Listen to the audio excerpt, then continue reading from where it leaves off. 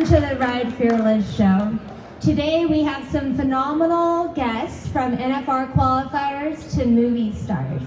But first, let's check out our opening artist for today, David Lewis.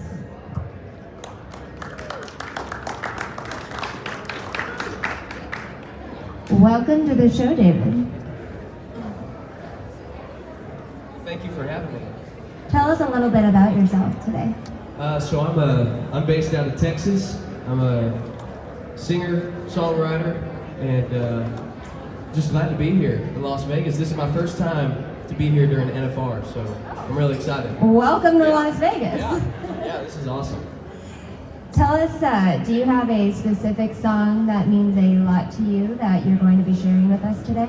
Yeah, so there's a song that I wrote a couple years ago, and the song is called Tomorrow's Problem. I first got the idea when I first got married.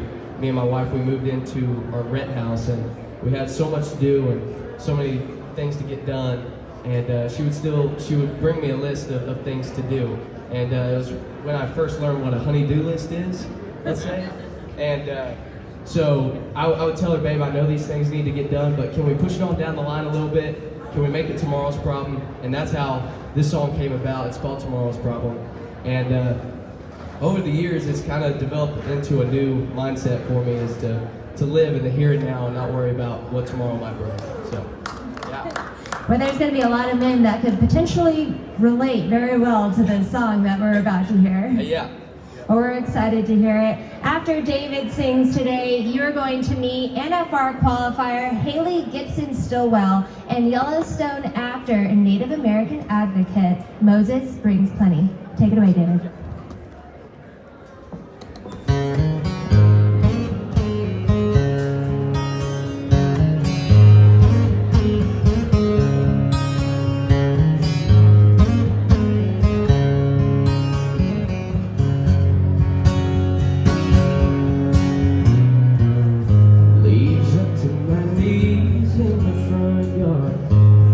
Leaks in the kitchen when it rains hard. There's a stack of bills still overdue. Seems like the list keeps growing. No matter what I fix, there's just no end. Think it's time I make time for me and you.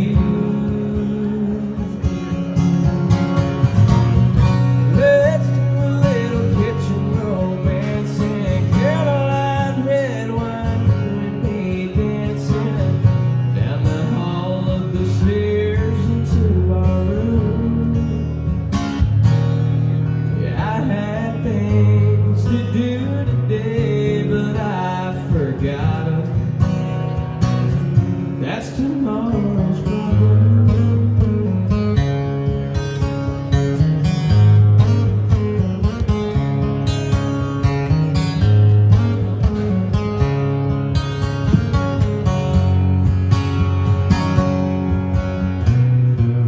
I can't explain what your kiss does to me, but I know I'm right where I should be. Leave the world outside and out of mind.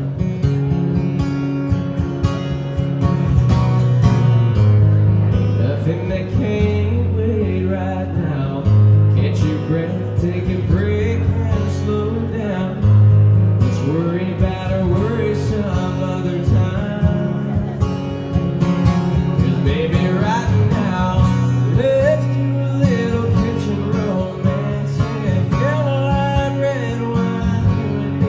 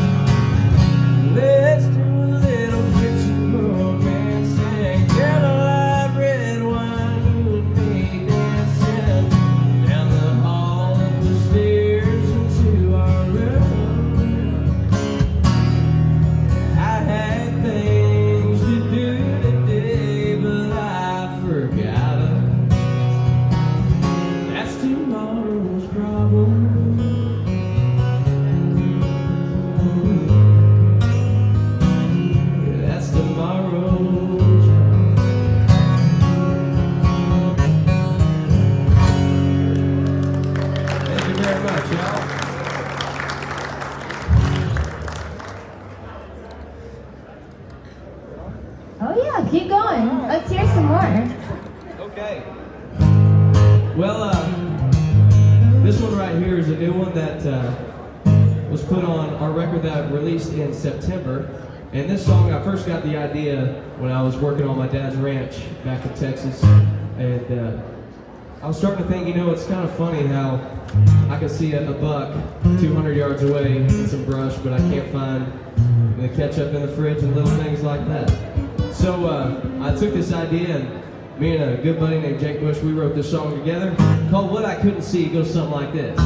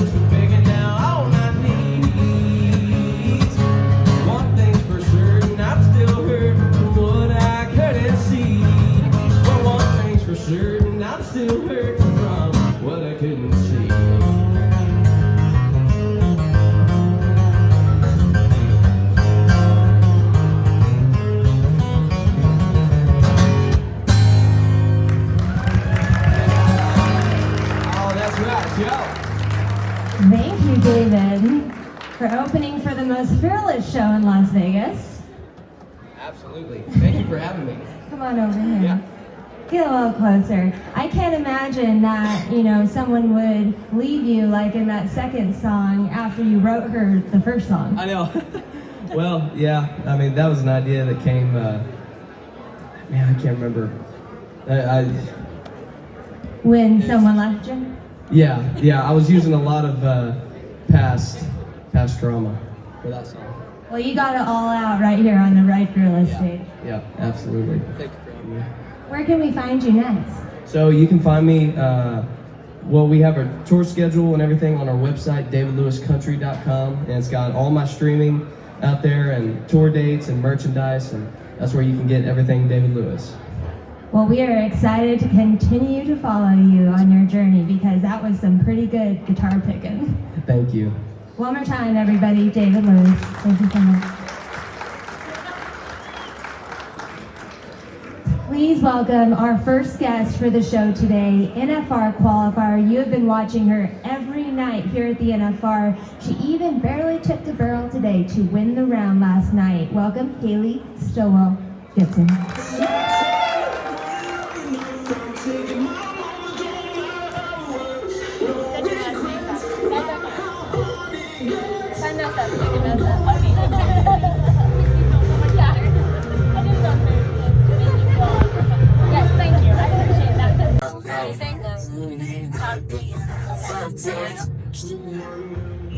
Everybody, I am so excited, just like you are, to have an NFR qualifier this year right here on this stage.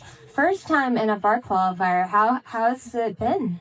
Gosh, what an experience this is. I mean, it's a lifelong dream to be here, and I'm finally getting to live it, and I feel like I could wake up at any moment, but this is actually real life. I've had that experience before where you're like, gosh, I hope I'm not in a coma and just dreaming this, but my God, if I am, you might as well just leave me in it. Yes, leave me in this dream because it's amazing. And we're about halfway through the NFR now. It's halftime. How is it going up to this point? You know, it's been great. My horse is firing. She loves the Thomas and Mack. She loves the crowd. We've had a little tough luck for a couple of rounds, but we've placed in a couple of rounds, and I really couldn't ask for any more. This is an incredible experience, and I'm excited for 5 more. It's been very exciting watching you and your horse this year's NFR because she is getting faster and faster. And I mean, I know that the other girls are scared at this point. They're like, if she puts it together, we're in trouble for sure. Oh gosh, it gives me the chills that you just said that. That mare is so special to me, and it just blows my mind that she keeps getting faster and faster. And that's how she's kind of been all summer. So I'm really excited for what's to come. Well, speaking of this summer, what did the journey to your first NFR look like? It was long. I didn't have any expectations going into this year. I mean, obviously, we all want to make the finals, but when you kind of have an end goal and you put pressure on yourself, there's things that could go. So I didn't have any expectations. I took it one run at a time, and my horses just loved the rodeos this year, and we had a lot of luck, and I'm thankful that I'm here. Well, we're thankful that we get to watch you. And I know, or I've heard that your motto is less is more. How do you apply that to your training as well as just getting here to an event like the NFR? Oh gosh, you know, I'm kind of ADD, so repetition and I aren't really friends. I want to do it and then go do something else, and I feel like my horses are the same way. So my motto, less is more, is I don't really throw my horses. I show them what I want, and they do it for me. And with the rodeos, same deal. You know, I pick the rodeos that I know my horses like. I try to keep the drive time down, and it's all about them. So whatever it takes to keep them happy, that's what I'm doing. What are some of the things that you do to keep them happy on the road? Well, my horses hate stalls. So I'm sure this is going well. It's been rough, but you know, she's handling it, or they're handling it really good. I have some really great help here that help their case. But like on the road, we'll travel farther if we have to get them in a pasture, or I'll make big hot wire pens and just try to get them a lot of movement, green grass. Try to just mimic home as best as possible, which is really hard when you're traveling all the time. But I just try and watch them and read them and just see what they want. I love that. And that has to go into the relationship that you have to have with an elite animal like what we're competing on here at the NFR. What does your relationship look like with your horse? Oh gosh. Well, Piper and I, our bond is completely unbreakable. I bred and raised her. She was born on my property. I know what she's thinking. She knows what I'm thinking. It's just a magical bond that you really can't explain in words. And then same with Fancy. I've had her since she was a yearling. I trained her myself and ranched on her a ton, and she's my best friend. Well, you certainly do a very good job. Thank you so much. What is one of the biggest challenges you've experienced on the road to the NFR this year? Being away from home and my family, and being alone a lot. There's so many highs and lows to this road, and sometimes you have to be out there alone doing it, and you call home and you just wish you were there. You know, you want that hug from your mom or your husband, and so being away from everyone is hard, but the journey is definitely worth the trials and tribulations. Yeah, I've always had that same experience where it's a very lonely road to the NFR. You're by yourself for many, many miles. We're better truck drivers than we are jockeys by the end of it. That's for sure. And then once you get here, all of a sudden you have all this support. Yes. And people are like, my kid pretends to be you and Piper, you know what I mean? Running down the alley at the Thomas and Mack every day after school. And you're like, Really? Yeah, it's a little weird. And you're like, me? Really me? Yeah. You're like, I'm just a truck driver. Yeah, I just get behind the wheel and we go. Yeah, run some barrels and they call our name. Yeah. Speaking of kids, what was your childhood like? And at what point in time did you realize you had what it took to qualify for the NFR and be one of the best in the world? Oh gosh. Well, my parents raced motocross, so I'm a first generation cowgirl. But I was born with a bug. My parents said when I was young, I'd be in a truck and I'd see a horse and I'd yell, yeehaw, yeehaw. And so they started giving me lessons when I was 4. A jockey off the track gave me lessons, so I learned how to ride in a flat saddle because Western stirrups wouldn't fit me. Okay. It was been a dream that I was born with. I just love the need for speed, and I love horses, and barrel racing is my passion. I love that. And I guess we'll all know what to yell when you're running down the alleyway tonight. It'll be yeehaw. Yes, yeehaw. We're going to be going for it. Well, I'm super excited to watch you. Speaking of the NFR and the Thomas and Mack in that big, long, scary alleyway, how do you handle pressure in an environment like this? A lot of visualization, manifestation, and deep breathing. My husband keeps me calm in the alley, and I have so much confidence in the horse I'm riding. So it's really fun to be able to be at the back end of that alley and send her and know that she's going to find that barrel. That's absolutely fantastic, right? People, I don't think, realize how much visualization works for such a short amount of time. Yes. So what does your visualization process look like in your mental game program? I like to meditate and I just visualize the perfect run in that arena or any arena, but just hitting my spots, letting my horse work, and just getting that perfect pattern in a fast time. And what is this deep breathing exercise you're talking about? Like, I'm a little nervous up here now, so I want to try it. So what is it? Let's practice. Okay, so if you deep breathe in, and then you visualize on your exhale the number 3 times, and then your next breath the number 2 3 times, and then your third breath would be the number 1 3 times. So it's a process, but it does help. I actually feel better. I'm not just saying that. It does help. I really do. It does help. That did help. You're very consistent. You're known as one of the most consistent jockeys at the NFR this year. You know, throughout your journey to it. But obviously, you're going for round wins now. How does that change your game going into the next half of the NFR? I'm just taking it one run at a time, and we're kind of out of the average now, which is fine, but anything can happen, and I just have so much confidence in that horse, so I'm going to send her hard, and I know that she's honest, and she loves the job, and she's going to lay it down 110% for me. Well, we are excited to watch her lay it down 110% for you tonight. Before we close, what is your advice to everybody here and young cowgirls wanting to do what you have done in the rodeo arena to ride fearless? Oh gosh, I think finding a mentor or a coach, a trainer is the biggest step. You can take steps away having someone who's been there and done it and then not have to do the trial and error, but just having someone that you can call and pick their brain and ask them questions, and then just kind of give you the little bit of a map to the goal of the journey. And so I'm so thankful I've had some incredible mentors. Troy Crumrine trained some horses for me. I've rode with him, and I feel like after that my horsemanship and my jockey skills completely elevated.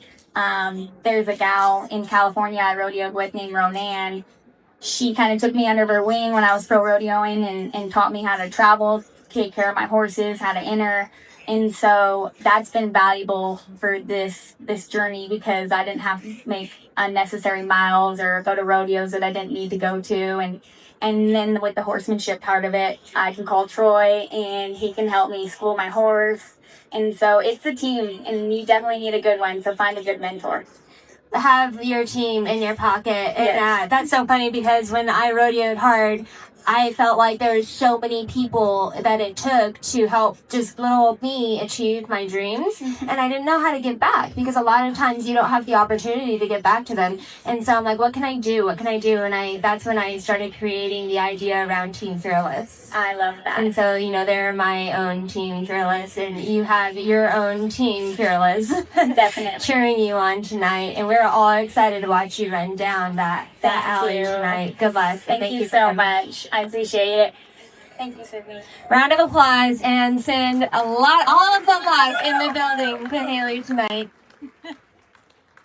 Thank you, Hayle. Our next guest is a movie star, Yellowstone actor, and an advocate for the Native American community. Please welcome Mo Brings Plenty.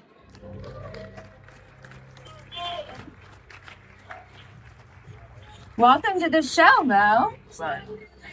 Thank you, Sydney. How you doing? I've been waiting all week to say that. Welcome to the show, Mo. Yeah, here we are. The reason I wanted to have you on the show today is because you have a very wonderful message that you particularly want to help Native Americans. Tell us a little bit about how you became so rooted in an advocate for the Indigenous community. As an American Indian growing up on a reservation in South Dakota, we've been misrepresented. We're almost the forgotten people. And so I made it a mission in my life to bring back that we are the original inhabitants of this country. And I wear my braids every day. They're not clip-ons. They didn't come with a hat. And so, and not just that we are here and still here, but we're also very much incorporated into the Western lifestyle. You definitely are. And I mean, look at me, right? My grandpa bought my grandma this squash blossom and they hand it down. And I mean, that's just one of the Native American traditions that we all, even as non-Native people, get to have, be able to have a part of. And it's very special to us. Absolutely. And there's a lot of things that we have done for civilization, for the people in the States. I mean, you think about it. Our languages have helped this country be victorious in 2 world wars, World War I and World War II. Tell us about that. I didn't know this. Yeah, it wasn't just the Navajo language. It was the Chickasaw, the Choctaw, Lakota, Comanche. Whenever there were individuals that were in a platoon and they both spoke the same language, they would separate them and send them to another platoon, and that's how it was co-taught. Wow, I had no idea. I mean, there's so much background to it. I know that you've spoken about the importance of self-belief and cultural identity to the Native youth. Can you share a time in your own life when you had to overcome fear and how you found the courage to persevere through that? Honestly, it was my whole childhood, because we are told to be ashamed of who we are. And when I look at it, I used to be mad at God. I used to go outside and curse at God as a little guy. And because he made me who I was, and knowing that the racism that came towards that identity.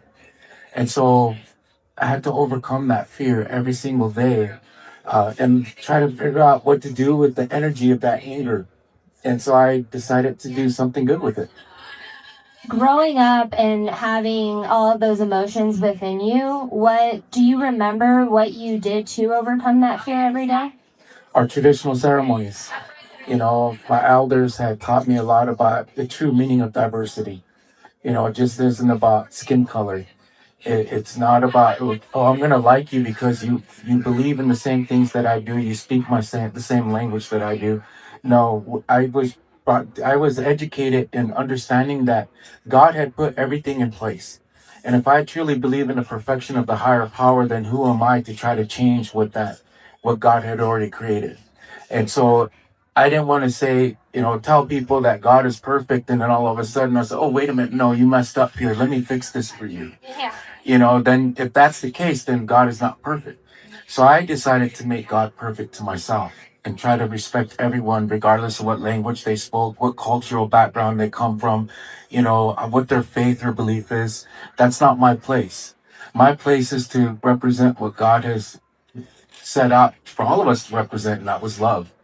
And so that's what I do in my life. That's quite incredible how you changed a world of hate that was directed toward you and turned it into love for them. Yeah, absolutely. I mean, what would Jesus do, right? Yeah, I mean, it's harder than it looks. Yeah, and so I mean, it honestly isn't, because at the end of the day, I ask myself a simple question: did I really do all that I humanly can to have God desire to be in my presence as much as I desire to be in God's presence? And I have to be brutally honest with myself. Is that something you ask yourself daily? Oh, absolutely. Every evening. Yeah. Every evening. Yeah. Well, we're excited that you are sharing, God's gift that He's given you with us today here on the Ride Fearless stage. How did growing up on the Pine Ridge Reservation influence your definition of fearless and your approach to life's difficulties? I had great representatives. I had many fathers, many mothers. I had my biological father and mother, but a lot of my aunts and uncles were like my fathers and mothers as well. My dad was a hard worker. Everyone were hard workers. I look at Howard Hunter Sr. Howard Hunter Sr. was my idol, someone that I looked up to, and man, he was the coolest Indian cowboy I've ever seen and known in my life. And I was like, man, just to be half of that, and this man, I watched this man get on them broncs like they were nothing. Yeah. I remember one day Howard Jr. and I came home from school, and there was a horse. He had one leg tied up in the round crowd, and I was like, all right. So we flipped the coin to see who had to get on first, and man, that horse had 3 legs, but he bucked like he had 8. I bet he did that day. He yard darted both of us, and then so Howard, the old man, he was like, all right, get out, boys. And so we got out, and he let that horse's leg down, and he jumped on that horse, and that horse tried to throw some stuff. He threw some stuff at him, but he's like, no, open up that gate. And so he went out, gone. He came back, and you thought that horse had 180 days on him. Oh wow, that's incredible. I could see that, how that made a difference in your life, looking up to a cowboy and watching that happen in person. Absolutely. And then too, I had Leonard Crodog Sr., who was a traditionalist, and what he done and what he endured to keep our language and to keep our traditions here as well. And so I mean, I had many wonderful living idols, not just stories of great people, but I got to see and witness great people. And so for me, it's like, man, well, what do you love? And what you love, is it going to help your spirit, your soul get back to home when it's all said and done? What does that look like, doing what you love? Elaborate on this. So for me, if it helps me to remain encouraged, to be courageous enough to represent and stand for diversity, cultural diversity, to stand for a true identity, to stand for understanding what God has implemented upon the land. That's what's important to me. So that's I do what I love. Whether it's on a movie set or behind the shoots or in the stands or doing whatever. I'm always constantly thinking from a spiritual perspective, because it is about my soul first and foremost, not my physical being, but my spiritual being. And that if you're tapped into your spiritual being, then you're overflowing to others and allowing them at least an idea of what it looks like to have a connection with God within themselves. Absolutely. I mean, I have brothers of all nationalities. I have sisters of all nationalities. And I'm very thankful for them, and that relationships that we have. It's understanding when things don't always go our way, but we have each other, and we have each other to encourage one another and put a smile. I hope that when I walk into a room, I can put a smile on someone's face. But the biggest thing for me is when I walk away, I hope that they're still laughing. Yes. Or I heard that just the other day, and it's really had an influence on how I've been living my life lately. And that quote was, it's not about if people remember you after they meet you or when you walk away. It's if they remember how you made them feel. And they might not even remember who made them feel that way, but they're going to remember how they felt when you were in the room with them. Absolutely. And one of the biggest things that helps me out is I've never forgotten where I come from. People call me a celebrity, but I'll be honest with you, Sydney, I'm just a country guy. I'm nothing that, you know. I just finished filming a new TV show Friday night. And here you are, right here on the Right Fearless stage after. That's right. That's right. And it'll be on CBS March 1st. Well, I'm excited to watch that. We'll have to write that down, babe. Wherever you are, write that down. March 1st, movie night. Yeah. So you serve as the American Indian Affairs Coordinator for the Yellowstone franchise. What inspired you to take on this role? And what are some of the biggest obstacles you faced in ensuring accurate representation of Native culture in Hollywood? The thing that inspired me was the fact that we have been a people that have been misrepresented for a very long time by Hollywood. And so I wanted it to be right because when I was younger, before I got into acting, I used to ask a lot of the young kids, "Why aren't you proud of who you are?" And a lot of them, the number one answer that seemed to come back was, "Well, we don't see ourselves on TV."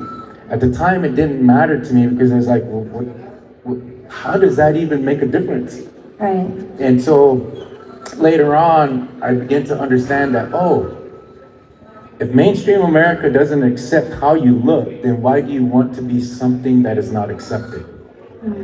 And so I was like, I know nothing about acting. I know nothing about the film industry. I know nothing about Hollywood. And so I was like, how do I change that? And just started pressing forward and doing things. Moved to Omaha, Nebraska. Didn't know anybody. Took acting classes. Did some theater. And voila, here we are. And some of the greatest obstacles that I have is that people don't fully understand when I tell casting directors, hey, hire a tribal enrolled individual. Well, we can't ask that. But yet, I say, okay, you can't ask that, but yet you have the audacity to ask if we are U.S. citizens and if we have the right to work in the States. And it's like saying that, I can drive a car without a driver's license? Right. I can be employed without a social security number? Yeah. We are tribal enrolled people for a reason. And so it would be so much easier to hire those individuals. I heard Ethan Lee, who was one of the bunkhouse boys on Yellowstone, he said, it is easier to hire a cowboy and teach him how to act than it is to hire an actor and teach him how to be a cowboy. And that's the truth. And yes, and so to me, it's like, yeah, it's easier to hire an Indian and teach him how to act versus hiring an actor and try to teach him how to be Indian. And so that's one of the things that I try to do. I always lay my career on the line. But if you look at your life, whenever you try to do the right thing, you're always laying everything on the line. But I'm not here to impress people. I'm here to impress my maker. I'm here to make a stand for those that have made a stand for me and the generations yet to come, because we are almost becoming extinct. Language, prayer, traditional knowledge, the true history, those things that need to come popular again for our young people will not happen unless I can make a difference in the realm that influences everything. Right. And educates. And that's the film and television industry. And going after, when God lays a plan out there for you, no matter how difficult it is, you might lose your job, you might not be in the industry that you think you're, portraying, like getting God out there and getting your message out there for. I could see how you would have to be 100% fearless and just do it anyways. Absolutely. What is one thing you wish non-Native American people better understood about the real issues facing the American community today? First of all, I wish they would understand that, we're all human beings, but we don't get everything for free. We pay taxes. Trust me, man, Uncle Sam rips out my pockets. And we don't get, our healthcare is not the greatest. Our housing situations are horrible. And these are all things that were promised to us. We didn't ask for these things, they were promised to us. And so when we, become activists, we're not standing just for Indian people, we're standing for the United States Constitution. We are going against the things that can destroy freedoms for all people, not just us. And so I tell people, I joke around about it, that maybe one day I'll run for US president. I joke around about it, but I seriously think, I think that sometimes. Right. You know, because, and it is about all of us as people. How many small ranchers and farmers are losing their homes and losing their lands that their great-grandparents started? You know, and how many of us are just falling to the wayside? And so I always constantly think about all of us as people. Right. How do I make a change? What can I do to make that change? Yeah, I throw it out there as running for US president, but maybe one day I will. Maybe one day you will, and let's use this stage as a platform right now for you to tell us in all seriousness, what would you like to see change, and how would you start that process? Because I know it's not overnight, and even if you were a politician and you were the president for 48 years, you know, you can only get so much done. So what do you think the first stepping stones to achieving that process look like? First step would be stripping away labels. You know, all of us become Americans again. You know, it's not about which side of the aisle we are on. We're all Americans at the end of the day. And what can we do? I know, I feel like there should be an American flag that just flows by us on the stage right now. And then you look at who are we as the people? I mean, the moment we are born, we start paying taxes left and right. And so how do we fix that? I mean, we have to dig deep in behind that whole scene. And then we look at it, and then it's like, okay, when we work, we pay our taxes, that's it, one time. We shouldn't have to pay tax when we buy gas. We shouldn't have to pay tax when we buy groceries, when we pay, you know, and even education for our kids. That's a big one. Oh my goodness. It is. And so there's a lot of things that has to come to a halt. And we have to really be honest with ourselves as American people. When's enough? And so it's going to take all of us as the people to stand up, you know, because yeah, if you have a great leader, but we're not supporting that great leader, then that great leader is not going to have enough time to make those changes that are necessary. Right. And so I look at it as, I better be careful what I'm going to say. Be fearless. You know, I am fearless, but I know there's a lot of work to be done. And I know how crazy society has become today. Sure. You know, and so I just love this country. I love us as the people, and I know that we as the people are getting robbed the whole way through. That's true. I mean, Kid Rock just made a song about it. Yeah. You know, We the People. I don't know if you've heard it, but if you haven't, download it after the show. You brought a song, speaking of music, with you today. And what is the significance to you? What is the meaning to you of this song that you're about to perform for us? Oh, the meaning of this song, it's in my people's language. But when you translate it into English, it says, the horse nation, see them. They're dancing this way.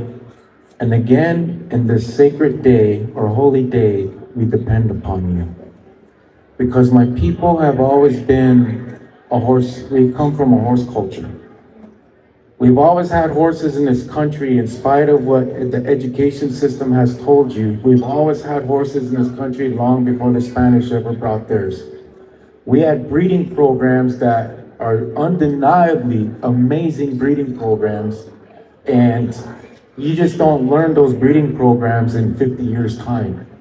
And so we've always had horses in this country long before the Spanish brought theirs. And so we have songs, we had ceremonies, I mean, look at the name Crazy Horse. That name just didn't come up when the immigration movement was coming out west. That name has been on this land for thousands and thousands of years. And back in those days, the word crazy meant something special.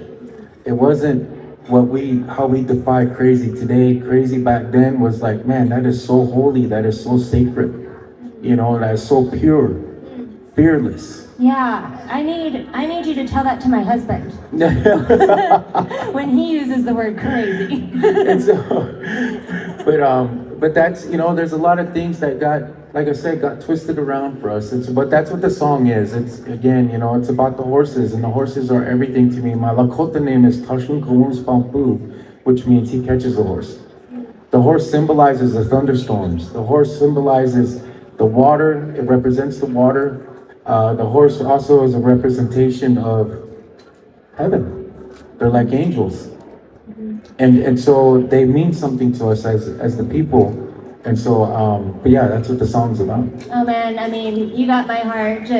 I'm a barrel racer, so you say horses represent heaven and they're angels, and I'm like, oh my gosh. Yeah, no, it's true. So let's test your mic just real fast. Okay. With Ben. I can hold it away too a little bit too, so that way. All right, and I'm so excited for this. I've actually replayed this on repeat at one point. No one has tomatoes, right? Just want to make sure no one can throw it up here.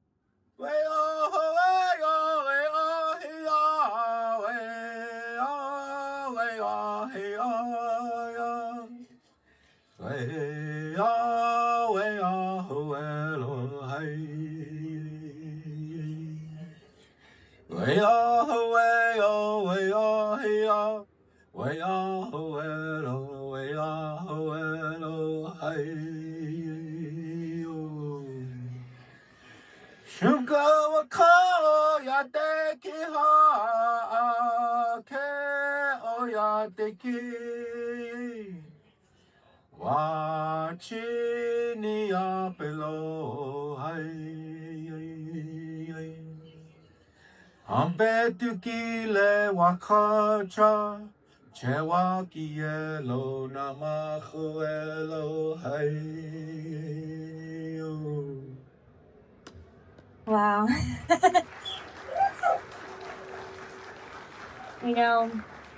I feel so blessed to be able to sit here next to you and watch you perform this beautiful song, and I'm glad that you explained to us what it means, because that holds a special meaning for all of us here as horsemen. And I had to put 3 of my pro rodeo horses down this year.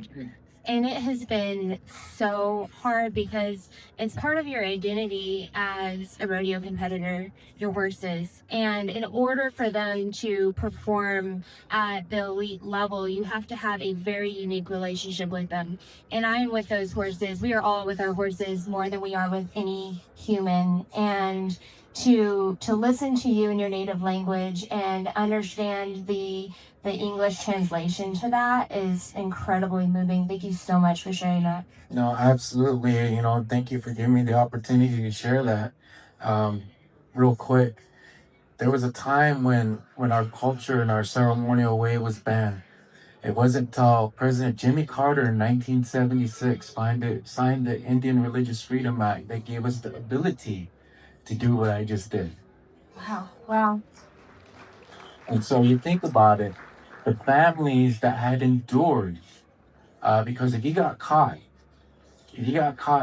doing what I just did, you can be persecuted, prosecuted, and even in sometimes not just incarcerated, but executed.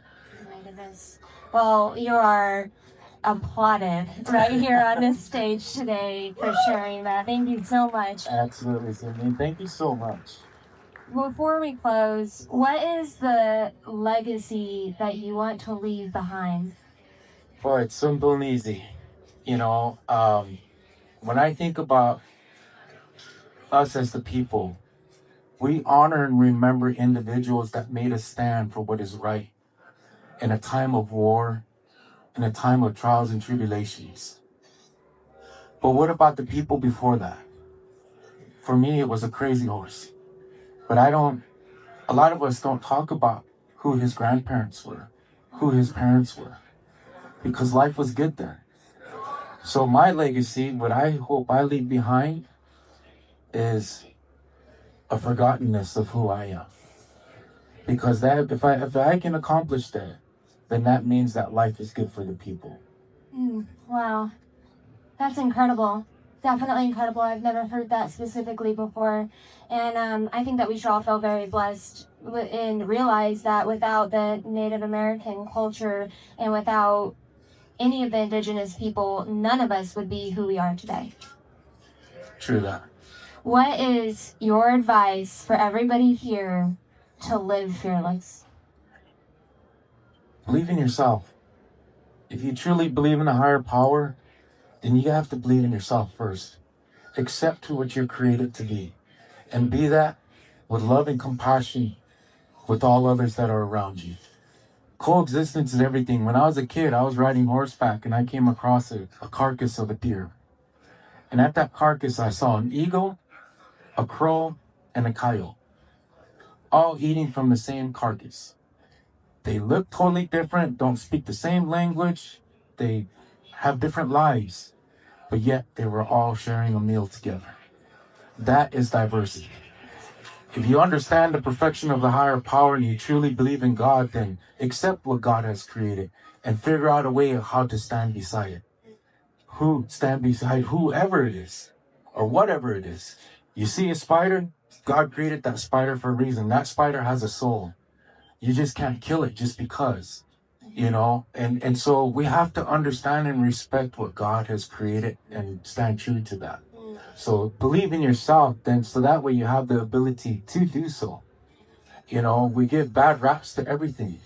Even a snake has a purpose and a reason. We hurt ourselves more trying to get away from a snake than a snake actually harms us. That's true. You know, and so there's a reason and a purpose for everything that is, and God has created it all. Wow, well, thank you for coming on the stage today and teaching us not to only coexist with other humans, but also coexist with all of God's creations. Thank you so much, ladies and gentlemen. One more round of applause for Mo for explaining.